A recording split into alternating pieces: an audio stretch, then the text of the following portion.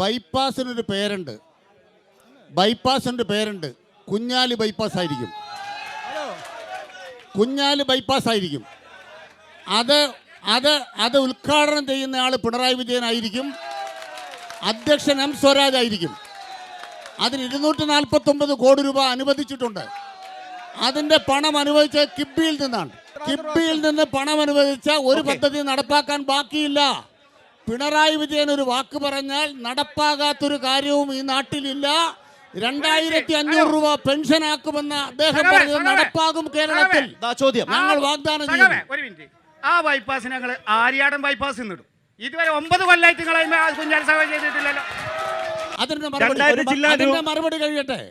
ആര്യാടൻ മുഹമ്മദിന്റെ വീട്ടുവാതുക്കല്, അദ്ദേഹത്തിന്റെ തറവാടിന്റെ വാതുക്കലെ റോഡിന്റെ വീതിയും അവിടുന്ന് തൊട്ടിങ്ങോട്ട് പോന്നു കഴിഞ്ഞാൽ നമ്മുടെ പഴയ ബസ് സ്റ്റാൻഡിന്റെ വാതുക്കലത്തെ തറവാടിന്റെ വീതിയും ഉണ്ടായാൽ ആ വീതിയുടെ വ്യത്യാസം ഇടതുപക്ഷ ജനാധിപത്യ മുന്നണി ഭരണത്തിന്റെ വ്യത്യാസമാണ്.